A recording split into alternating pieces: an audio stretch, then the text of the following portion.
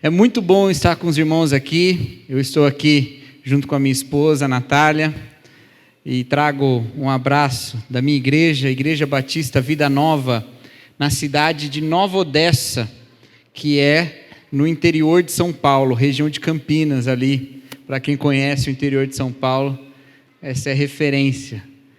E eu estou muito feliz de estar aqui. E nós vamos falar esses dias sobre as angústias da alma humana e como o nosso Deus responde a elas e como nele nós encontramos alívio, como nele nós encontramos confiança, como nele nós encontramos cura. O nosso Deus está conosco. E o tema, o título que nós demos para esse tempo que passaremos juntos é tirado lá do Salmo 23. Você pode abrir sua Bíblia ou você pode fechar sua Bíblia no Salmo 23, se você já sabe ele de cor. Mas se não, fica à vontade de abrir sua Bíblia. Salmo 23, o famoso Salmo do Bom Pastor. O famoso Salmo do Bom Pastor. É nele que Davi, o rei Davi, que foi pastor na juventude e foi escolhido para pastorear como rei aquela nação, derrama uma declaração de louvor a Deus. E o mesmo Deus que tinha o rei Davi é o nosso Deus, eterno, soberano. Salmo 23, diz assim esse texto tão conhecido da Bíblia: o Senhor é o meu pastor, nada me faltará. Ele me faz deitar em pastos verdes, guia-me mansamente às águas tranquilas, refrigera a minha alma e guia-me pelas veredas da justiça por amor do seu nome. Ainda que eu ande pelo vale da sombra da morte, não temerei mal algum, porque tu estás comigo, a tua vara e o teu cajado me consolam. Prepara uma mesa perante mim na presença dos meus inimigos, unge minha cabeça com óleo e o meu cálice transborda. Certamente a bondade e a misericórdia me seguirão todos os dias da minha vida e habitarei na casa do Senhor para sempre. Glória a Deus. Glória ao Senhor, o nosso pastor. Esse salmo é muito conhecido. Esse salmo talvez ele contenha o versículo mais conhecido por aqueles que não costumam ler a Bíblia.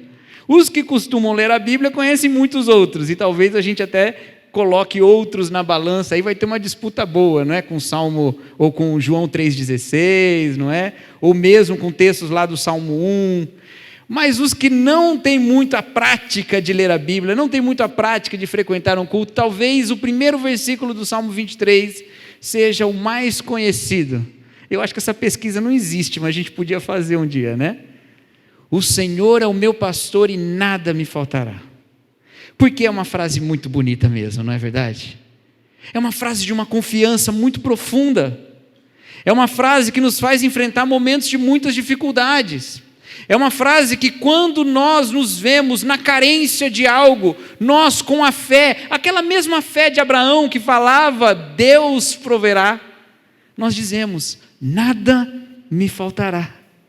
É muito bonita essa expressão da Escritura. E ainda quando diz, o Senhor é o meu pastor, talvez a gente não tenha muito essa referência, né? A gente tem referência de pastores como eu, pastor Rafael, né? Nós temos essa referência de pastor de igreja. Mas ele está falando aqui de pastor, de pastorear ovelhas mesmo. O Senhor é o meu pastor, nada me faltará. É um versículo muito conhecido, mas eu desconfio que ele é um versículo pouco compreendido. Eu desconfio que ele é um versículo pouco compreendido. Porque há pelo menos 3 maneiras de compreender esse versículo. A primeira é dizer assim, uma vez que Deus é que cuida de mim, tudo o que eu quero, tudo o que eu preciso, tudo o que é necessidade minha, estará disponível. Estará disponível. Uma vez que Deus é o meu pastor, uma vez que Ele cuida de mim, todas as coisas estão à disposição de mim mesmo, sua ovelha, seu filho. Essa é uma maneira de compreender esse verso. E talvez algumas pessoas tenham entendido esse verso dessa maneira por muito tempo, até que lhe falta algo que ele não consegue mais encontrar. Porque há coisas que a gente pode pensar que são necessárias, muito importantes, mas de repente nos falta. E pode ser que no processo dessa falta você aprenda a se contentar com outra coisa. Mas há coisas, especialmente pessoas, que são insubstituíveis. E quando perdemos pessoas, é difícil dizer nada me faltará, quando alguém que nós amamos nos falta. Talvez podemos falar pela fé que pela eternidade não nos faltará. Mas ainda assim, a falta a gente sente. Eu não acho que essa seja uma boa maneira de entender esse versículo. Se o Senhor é meu pastor, todas as coisas, tudo que eu sinto falta, eu não sentirei porque está comigo, eu tenho acesso. Não. Até porque os nossos desejos, as nossas ansiedades, aquilo que nós mais queremos, nem sempre é o melhor para nós. A segunda maneira de entender esse versículo é uma maneira um pouco mais piedosa, talvez, um pouco menos interesseira, um pouco mais piedosa, talvez. Porque o Senhor é meu pastor, eu não sentirei falta de nada. Não é que eu vou receber todas as coisas, mas é que mesmo quando elas me faltarem, eu não sentirei falta delas. Eu me contentarei com o estado em que eu estiver. E na verdade, essa interpretação, ela é baseada em outros textos da Bíblia também. Quando o apóstolo Paulo, por exemplo, fala que ele sabe ter abundância e sabe ter necessidade. E aí ele diz que ele pode todas as coisas naquele que o fortalece, como nós dizemos junto com ele. Aprendemos a ter confiança e nos contentar onde quer que nós estejamos. Mas isso também pode ser substituído por um espírito abnegado, e nós não precisaríamos de um pastor como Deus. Poderíamos apenas aprender a desejar menos. Não precisaríamos de ter um Deus como pastor. Ainda que essa seja uma visão mais piedosa, e inclusive bíblica a partir de outras passagens, eu acredito que a mensagem desse versículo seja uma outra. E a mensagem desse versículo é: o Senhor é meu pastor, e Ele é tudo o que eu tenho. E nele eu tenho tudo. Entende? Por isso não me falta nada. Não é que não me falta nada porque eu tenho tudo, não é porque não me falta nada porque eu não desejo mais nada, não me falta nada porque tudo o que eu tenho é o Senhor, o meu pastor. E eu posso desejar menos outras coisas porque eu tenho esse Senhor, mas se eu não tiver Ele, nem todas as riquezas do mundo podem saciar aquilo que me falta, que é Deus mesmo. Quando nós olhamos esse salmo tão lindo, tão belo, nós vemos o bom pastor manifestando a sua bondade em tantos lugares diferentes. Você reparou isso? Ele me faz descansar em pastos verdejantes, nos verdes pastos. Imagina o que é para uma ovelhinha faminta poder encher a barriga num pasto bem verdinho e depois dar uma descansada boa ali, tranquila, sabendo que é o bom pastor que está cuidando dela. Ele também me leva a águas tranquilas, onde a minha alma é revigorada, é refrigerada. Nesse calor que faz, a gente entende bem a necessidade, não é? Veja que coisas bonitas, veja como o bom pastor cuida de cada ovelha, veja como cada lugar por onde as ovelhas passam com esse bom pastor é um lugar de bênção. E aqueles que entendem esse salmo da primeira maneira, começam a achar que é de Deus que nós receberemos todas essas coisas maravilhosas, que nós seremos sustentados como que em pastos verdejantes, que nós aprenderemos a descansar o nosso coração angustiado, que nós teremos o frescor da alma novamente. Então eu ando com Deus e tudo me vai bem, mas quando me vai mal significa que ou não estou andando com Deus, ou alguma coisa aconteceu com ele. Mas não é essa a lição que o Salmo traz.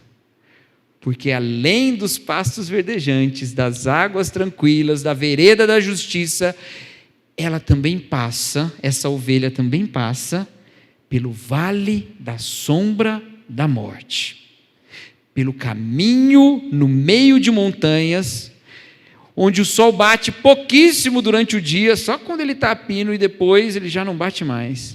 E as sombras da morte caem de um jeito que fica tão escuro, e todos os predadores das ovelhas estão sobre os montes, e a ovelhinha passa no meio, na escuridão, sem ver os dentes que a ameaçam. Estar com um bom pastor não significa estar sempre em pastos verdejantes. Não significa estar sempre em águas tranquilas. Significa estar também no vale da sombra da morte. Estar também no momento da angústia mais profunda da nossa vida. Eu não sei se você já passou por esse momento. Eu não sei se você está passando por esse momento. Mas é maravilhoso nós vermos o salmista dizer: quando eu ando pelo vale da sombra da morte, eu não temo. Eu não temo. E por que eu não temo? Porque não há motivo para temer? Claro que há motivo para temer. Claro que há motivo para angústia. Claro que há motivo para aflição. Por que é que eu não temo? Porque tu estás comigo. Se você já passou pelo vale da sombra da morte, se você passa pelo vale da sombra da morte, se você temeu pela sua própria vida, ou se você temeu pela vida daqueles que você ama, se você temeu ou passou ou passa por uma angústia muito profunda, eu não sei qual é ela, eu não consigo entender profundamente ou totalmente qual é a situação na qual você passa, mas eu tenho uma certeza absoluta: você não está sozinho, você não está sozinha. Porque Deus está contigo.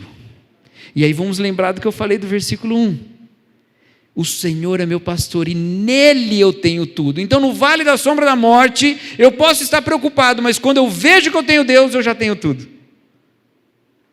Na angústia mais profunda do coração eu posso achar que me falta muita coisa, mas quando eu vejo Deus, eu lembro que eu já tenho tudo. E a questão é essa, é em cada momento da nossa vida ter a visão, o vislumbre da glória do bom pastor. A glória do bom pastor que nos acompanha em todo momento. Essa ovelhinha, que é Davi escrevendo, ela aprendeu a ver o pastor em todas as situações. No vale da sombra da morte, no nosso desespero, é comum que nós busquemos mais a Deus, não é verdade? Quando o nosso coração está angustiado, quando notícias nos atingem de maneira tão preocupante como tem acontecido nos últimos tempos, é normal que nós elevemos ao Senhor uma oração pela sua misericórdia, pela sua graça, que nos ajoelhemos e até tiremos um bom tempo de oração por isso. Graças a Deus, porque podemos recorrer a Ele no vale da sombra da morte. Mas nós não podemos perder a vista do bom pastor quando estamos também nos pastos verdejantes. Esse salmista Davi, quando ele estava no bom momento, quando ele estava no momento de abundância, ele agradecia a Deus. Entende? Então, quando você está num momento de alegria, de exultação, de experimentar a graça de Deus de maneira poderosa, maravilhosa, não se esqueça de agradecer, porque quando você enfrentar o vale da sombra da morte, você lembra quem é o seu bom pastor, porque ele não é um sistema de emergência, ele é o seu bom pastor com quem você se relaciona. Amém? Nós nos relacionamos com ele. E é isso que eu quero dizer com os irmãos todos esses dias a partir de hoje. Aprofundemos a nossa relação com Deus. Aprofundemos a nossa relação com Deus. Meditemos no Senhor, busquemos a sua face em oração, louvemos o seu nome, demos glória ao seu nome pelas suas maravilhas, pela sua bondade, clamemos pelo seu poder na aflição, mas não vamos ignorar a presença do Senhor do nosso lado em todos os momentos. Fundamentados nessa relação com Deus, no momento da alegria, nós não nos entregamos à alegria louca, à alegria insana, que é tão combatida lá no livro de Eclesiastes. E no momento da tristeza, nós não nos entregamos ao desespero. Em todo momento, nós nos lançamos nos braços de amor do nosso bom pastor, o nosso Deus que nos acolhe. Vamos nos relacionar com Deus de maneira mais profunda. Vamos olhar e ver Deus em todos os momentos, em todos os lugares. A pergunta que a gente tem que fazer agora, e eu espero que alguns de vocês estejam fazendo, é: mas aonde eu encontro esse Deus? Onde está esse Deus? Onde está? Porque aqui nesse salmo parece que no momento ele está nos pastos verdejantes, no outro momento ele está perto das águas tranquilas, no outro momento ele está no vale da sombra da morte. Onde que está esse pastor? Onde ele está? Presta bem atenção comigo, vamos lá, olha aí, abre sua Bíblia aí, tá? Fica de olho no texto, veja só, no versículo 2, ele diz que ele nos guia até as águas tranquilas. Guiar, ele nos leva. No versículo 3 fala que ele nos guia pelas veredas da justiça.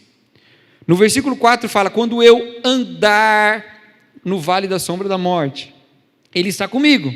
Se eu estou andando, ele está andando também. E ali no versículo 6 fala que a bondade e a misericórdia seguirão. Percebeu?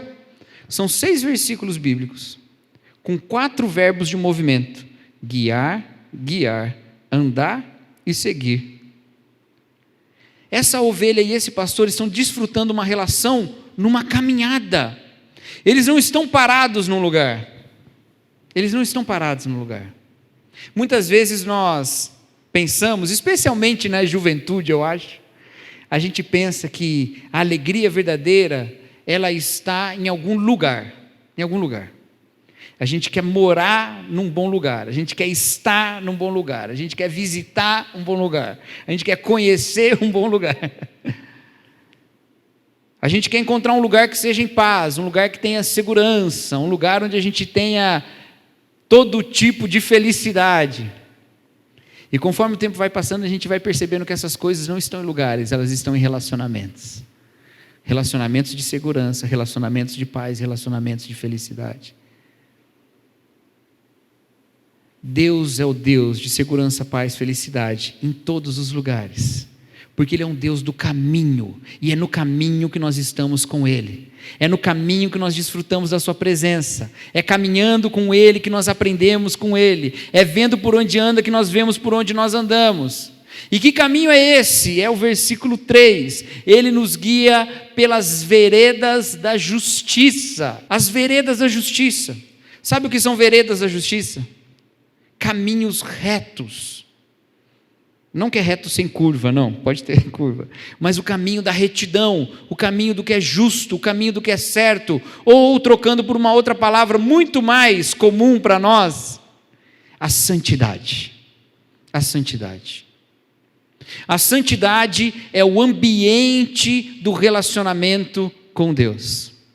A santidade é o ambiente do relacionamento com Deus. Quando o Senhor tira o povo lá do Egito e caminha com esse povo pelo deserto, Ele diz que vai deixar esse povo, que vai abandonar, porque é um povo pecador. Ele fala isso para Moisés. E depois Ele diz que vai habitar com esse povo lá na terra prometida, mas se esse povo começar a viver uma vida dissoluta e se entregar aos ídolos, o povo é que vai ser tirado daquela região, vai ser levado para longe, tirado do lugar da habitação de Deus, o templo onde Deus habitava. Porque o Senhor nos convida a um relacionamento com Ele no ambiente da santidade, no ambiente do caminho da justiça, entendeu?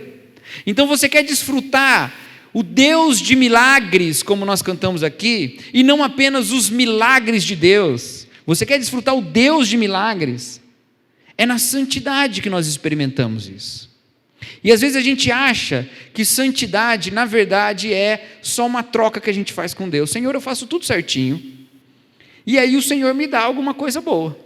Se eu faço alguma coisa má, o Senhor não me dá uma coisa boa. Entendeu? Se eu faço uma coisa boa, Deus me dá uma coisa boa. Se eu não faço, Ele não me dá. Deixa eu dizer uma coisa para vocês, não é Deus isso, é o Papai Noel. O Papai Noel que é assim. Deus não é desse jeito.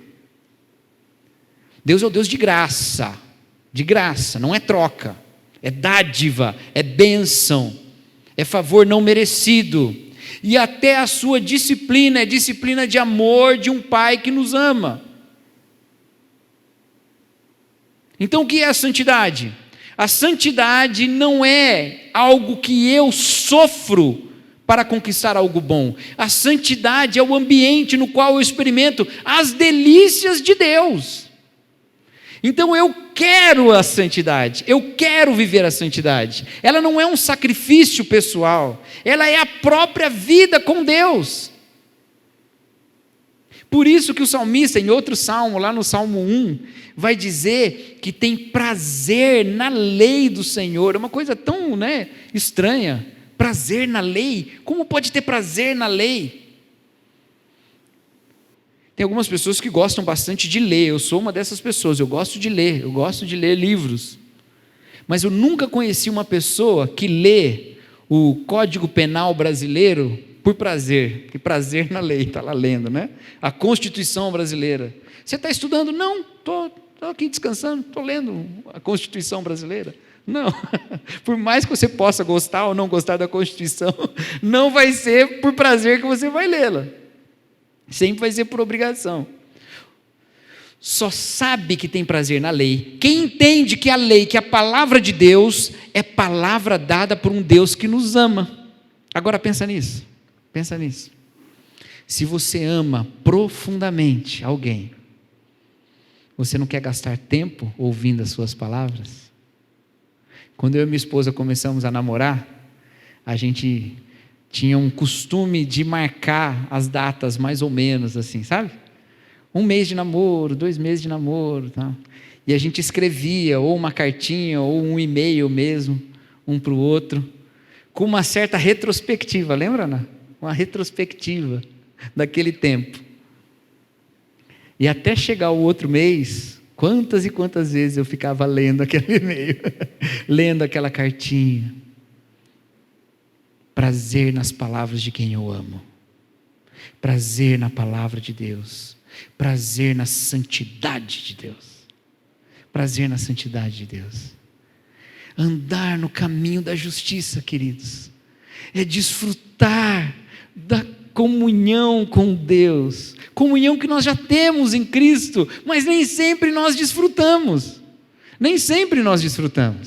Nós já temos essa comunhão, mas nós escolhemos correr para outros lugares.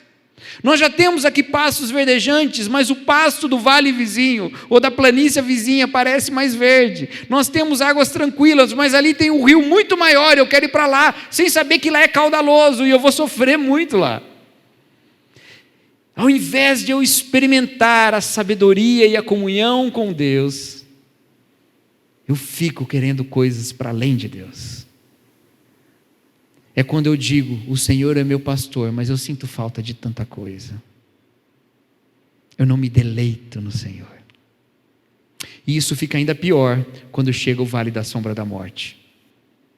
Porque sim, se por um lado nós temos uma tendência a buscar mais a Deus quando estamos enfrentando o sofrimento, nós nos lançamos aos nossos joelhos, nós clamamos ao Senhor até com jejum, quando estamos passando por sofrimentos profundos. Também é verdade que nós estamos disponíveis para conseguir qualquer saída quando nós estamos desesperados. E nem sempre a saída é o caminho da justiça. É como uma ovelha que está sendo guiada pelo pastor e está andando pelo caminho e passa pelos pastos verdejantes, pelas águas tranquilas, continua na vereda da justiça, mas quando a vereda da justiça entra no vale da sombra da morte, ela olha aquelas montanhas e para. Aqui não. Aqui eu não passo. E aí prefere se desviar do caminho da justiça, se desviar da retidão, se desviar da santidade. Mas, queridos, é melhor o vale da sombra da morte com Deus do que qualquer outro lugar sem Ele.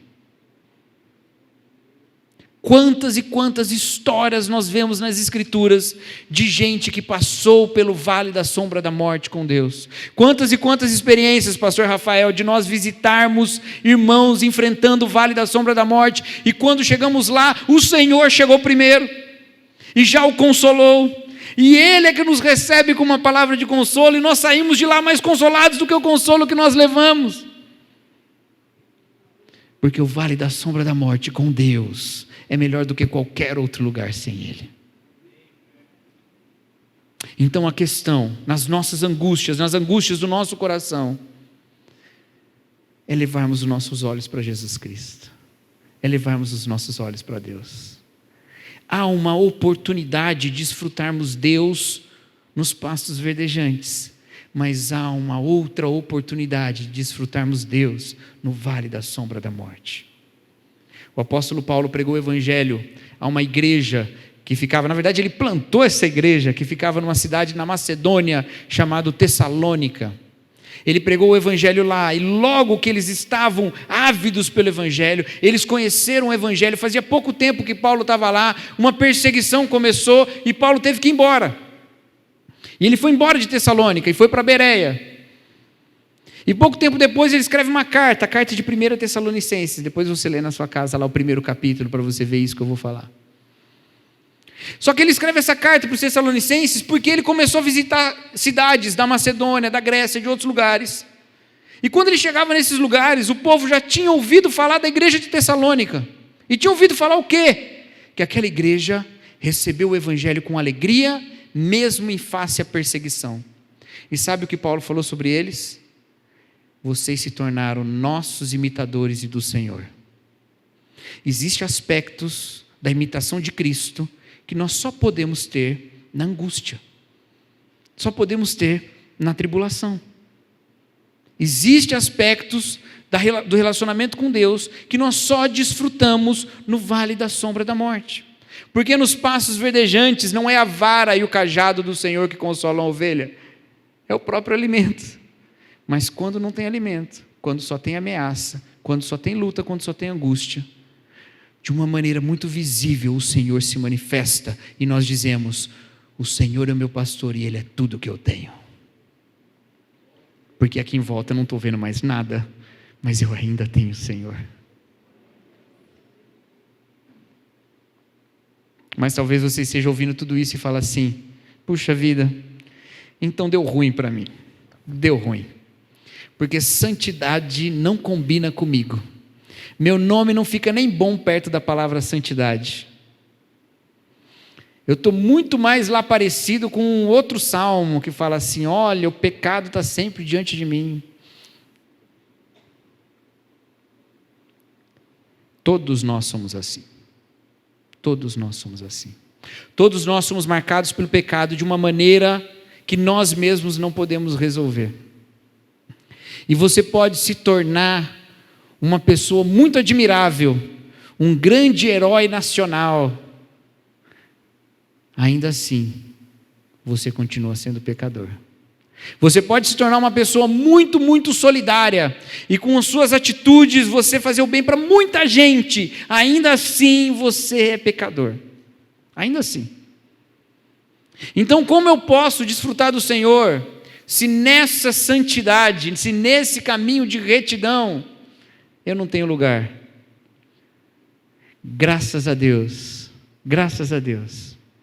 que o nosso Senhor Jesus Cristo já nos disse: eu sou o caminho, a verdade e a vida. E quando o nosso Senhor Jesus Cristo diz isso, Ele está falando: a justiça do caminho, quem cumpre sou eu. Então agora, eu não cumpro a justiça porque dela depende a bênção de Deus. Eu cumpro a justiça porque essa é a minha nova vida. A minha vida agora é outra. O apóstolo Paulo, escrevendo aos Romanos, lá no capítulo 6, ele diz no capítulo 5 assim, ele fala: olha, onde abundou o pecado, superabundou a graça.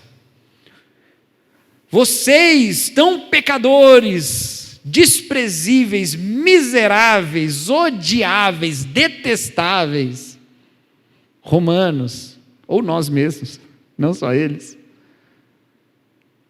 Poderiam achar que não tem nenhum mérito, estariam certos, não tem, mas existe uma coisa chamada graça. E por mais pecador que você seja, em Jesus Cristo tem graça para além do seu pecado. Onde abundou o pecado, superabundou a graça. Glória a Deus. Eu imagino os romanos, quando aquela carta foi lida para eles gritando, aleluia, glória a Deus. Aí um romaninho levanta a mão assim e fala assim, peraí, tem um problema aí. Tem um problema. Se a graça é sempre maior que o pecado, vou continuar pecando para que a graça aumente? É bem a pergunta que Paulo faz no capítulo 6. E aí o que ele diz? De maneira nenhuma, porque se você já morreu para a velha vida, agora é uma nova vida, você está entendendo? Em Cristo que cumpre a justiça, mesmo quando nós escorregamos, nós temos vida, entendeu? Vida. Então aquilo que você está desejando com todo o seu coração e está fora do caminho do Senhor, aquilo é morte, porque aquilo não é vida. A vida é aquilo que Jesus Cristo te deu. Então é nele que nós encontramos a vida verdadeira. Graças a Deus, eu tenho certeza de que às vezes que desviamos do caminho da justiça, o bom pastor nos busca, ainda que ele precise deixar 99 ovelhas para fazer isso. Porque quem cumpriu a justiça foi Cristo. Então a gente não está correndo o risco de escapar desse rebanho e nunca mais estar sob esse pastor. Contudo, quanto tempo nós perdemos vivendo algo que não é vida? Quanto tempo nós perdemos nos afastando do relacionamento com Deus? Porque deixamos a santidade. Porque deixamos a busca por relacionamento com o Senhor. Estão entendendo, meus queridos? Então o que eu quero dizer para vocês é o seguinte: Jesus Cristo cumpriu a justiça do caminho, e nele nós nos relacionamos com Deus. Então como eu faço para voltar a este caminho? Reconheça que você pisou fora, reconheça os descaminhos e volte ao Senhor. Volte ao Senhor. Quebrante o seu coração e diga: Senhor, eu sou uma ovelhinha que se perdeu. Eu estou aqui totalmente perdido. Eu vi o vale da sombra da morte, virei, dei 180 graus, um cavalo de pau. Ovelha dá cavalo de pau? Não sei, né? Acho que são dois animais diferentes, né? Mas eu virei ao contrário e fui para outra direção. O Senhor foi para esse lado e eu fui para aquele. Eu não quis pagar o preço de enfrentar meus medos para andar contigo. Mas agora, eu estou aqui diante do Senhor, reconhecendo que tudo isso foi perda. Perda do Senhor, mas perda de estar perdido também, de estar sem noção, GPS sem sinal. É isso que está acontecendo comigo. Eu quero caminhar no caminho do Senhor, e é ali que a nossa alma vai ser refrigerada. Amém, queridos? É ali que a nossa alma vai ser refrigerada. É ali que a angústia dos nossos corações, todas as angústias, vão encontrar o lugar dela na existência. E aí a gente vai falar: o vale da sombra da morte está aqui, mas eu estou andando sempre com o Senhor. O vale da angústia está aqui, mas o Senhor está do meu lado. Parece que há dentes de lobos me ameaçando, mas o Senhor está do meu lado. E até quando eu sento numa mesa diante dos meus inimigos, o Senhor continua sendo o meu Senhor. E Ele me unge com o seu óleo. E eu faço isso na esperança única e maravilhosa de que eu habitarei na casa do Senhor para sempre.